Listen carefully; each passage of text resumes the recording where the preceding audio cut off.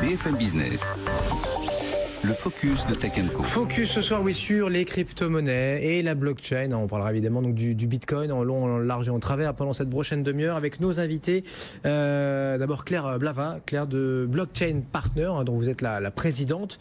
Claire, bonsoir. Bonsoir.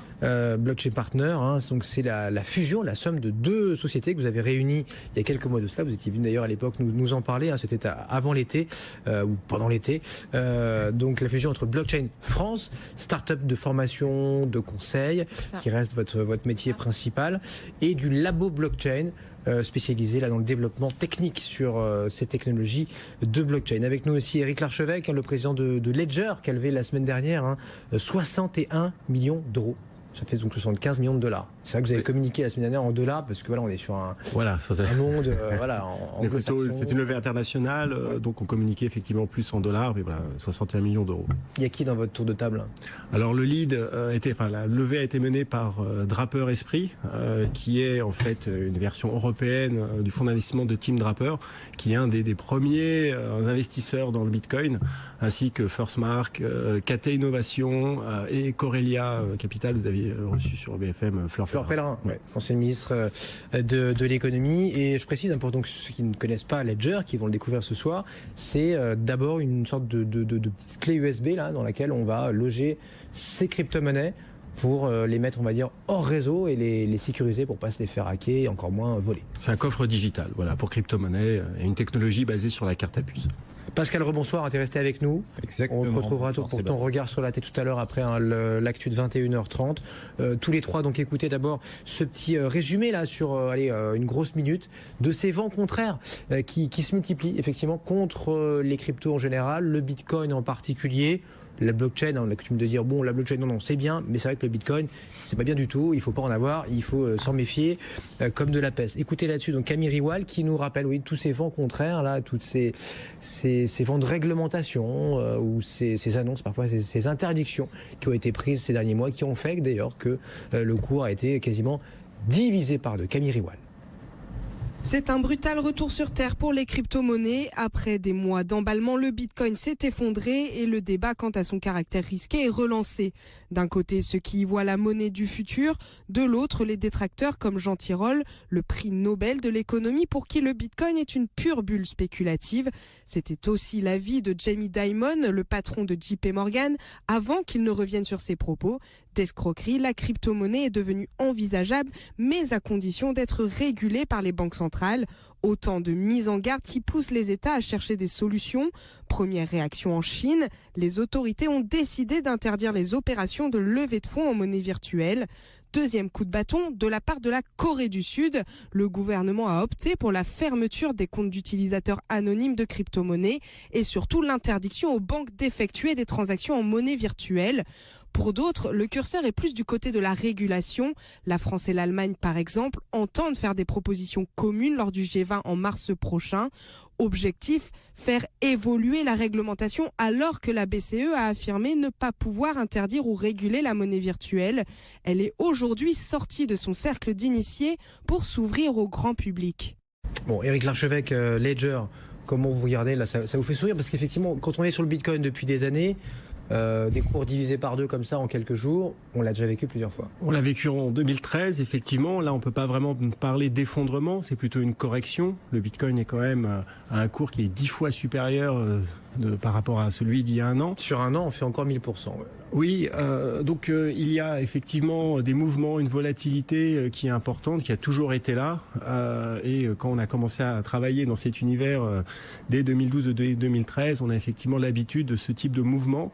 Et on est plutôt à regarder finalement le futur avec un certain optimisme, puisque c'est quand même une vision assez long terme qu'on peut porter sur cette technologie. Bon, créer au sortir de la crise de Lehman, on l'a entendu 1000 fois, il n'y a pas de banque centrale évidemment qui gère ça, il y a des mineurs, il y a un plafond de 21 millions de bitcoins, tout ça voilà, on l'a entendu 1000 fois, 1 million de fois, notamment sur BFM, mais à quoi ça sert, j'ai envie de dire, même si la question elle-même a été posée 1 million de fois. Claire Blava, donc Blockchain Partner, à quoi ça sert? C'est pas une monnaie, personne ou pratiquement personne sur la planète paye, règle son appartement, ses services, sa baguette de pain avec des bitcoins. Oui, effectivement, aujourd'hui, Bitcoin est moins un moyen de paiement qu'un investissement, qu'un placement. Donc on ne peut pas vraiment parler aujourd'hui de cash numérique, ça s'apparente plutôt à de l'or numérique.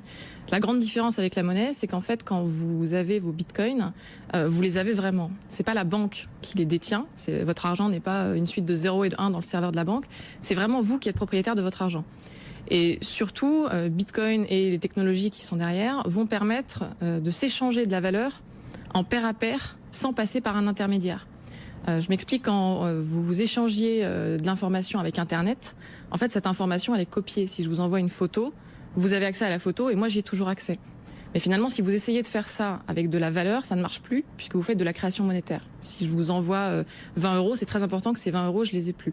Et donc, avec Bitcoin, finalement, c'est la première fois qu'on arrive à s'échanger de la valeur de pair à pair sans passer par un intermédiaire. Pourquoi et vous désintermédiez les banques et demain quantité de métiers, avocats, notaires, j'en sais rien.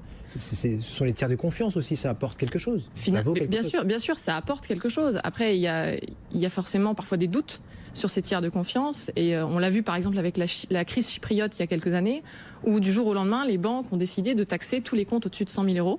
Et donc les gens se sont rendus compte que finalement leur argent ne leur appartenait pas complètement. Et donc c'est aussi en réaction à des phénomènes comme celui-là que des monnaies virtuelles comme Bitcoin ou comme toutes les autres crypto-monnaies prennent tout leur sens. Pascal, une question pour nos deux invités. Comme on l'a un peu dit là, les crypto-monnaies souffrent d'une chose, c'est des clichés. Les clichés, c'est quoi? Elles vont faire perdre leur autorité financière monétaire aux États, donc elles risquent de les déstabiliser. Deuxième cliché, c'est une monnaie obscure, c'est une monnaie, on dit crypto, c'est pas le bon terme en français, mais on appelle ça quand même une crypto, qui peut servir la délinquance, qui peut servir le banditisme, qui peut servir à des trafics d'armes, c'est ce qu'on entend, hein, trafic de drogue. Qu'est-ce que vous en pensez? Qu'est-ce que vous pouvez répondre à ce qu'on appelle des clichés, parce que c'en est en vrai? Ce sont clairement des clichés. Il y a quelques jours, il y a une étude qui a été sortie par Elliptic, qui est un cabinet d'études et d'analyse en fait des transactions Bitcoin, qui a démontré que moins d'1% des transactions de crypto-monnaies et donc de Bitcoin étaient utilisées à des fins illicites. Donc aujourd'hui, toutes les personnes qui disent le Bitcoin c'est la fraude, le Bitcoin c'est le blanchiment, etc. En volume et en valeur, est-ce que en volume et en valeur. En volume et en valeur. Oui, parce que de toute façon, c'est moins d'1%, des volumes, moins d'1% des transactions. Et sur l'argent fiduciaire, est-ce qu'on connaît la proportion ou pas? Parce qu'il y a sûrement aussi beaucoup d'argent. Il y a quelques études sale, qui le placent plutôt aux alentours de 6%. Ah oui. Donc 5-6 fois. Clairement aujourd'hui, cash is king. Hein, si on doit vraiment parler de transactions douteuses, en général, elles sont plutôt faites par le cash direct ou même par les banques, qui à une certaine époque le faisaient directement. Aujourd'hui, les crypto-monnaies sont complètement traçables et c'est pour ça que les bandits, les escrocs qui veulent effectivement blanchir de l'argent vont pas forcément utiliser. On nous dit que c'est anonyme et que justement. Mais ça encore, c'est aussi un cliché. Ouais. La blockchain enregistre tous les éléments, toutes les transactions, et donc il y a qui vous êtes, où est-ce que vous habitez. Alors peut-être pas l'identité civile, mais en tout cas, ils sont capables de rapprocher ensemble toutes les transactions, et ça en fait du coup une monnaie qui, pour effectuer des transactions obscures, n'est pas vraiment adaptée et du coup n'est pas utilisée pour ça, ou très très peu. C'est pas le dark web, quoi. C'est pas un monde parallèle. Non, pas du tout. Pas du tout. Mais est-ce que justement les crypto-monnaies vont pas être la locomotive d'une mutation numérique beaucoup plus large, qui va contraindre peut-être à créer des identités numériques, à créer un tas de choses qui fait qu'on ne sera plus vraiment anonyme sur Internet et sur les réseaux? Claire. Complètement. C'est d'ailleurs tout le phénomène de ce qu'on appelle de tokenisation qu'on voit derrière les ICO. Et c'est de se dire, finalement, cet actif numérique qu'est le Bitcoin, mais que sont ces autres crypto-monnaies, il peut aussi symboliser d'autres choses qu'une valeur monétaire. Et pourquoi pas symboliser des parts d'une entreprise, pourquoi pas symboliser un vote. Et donc, finalement, derrière ces technologies-là, il y a des applications qui sont beaucoup plus larges, quelque part, que le transfert d'argent pur.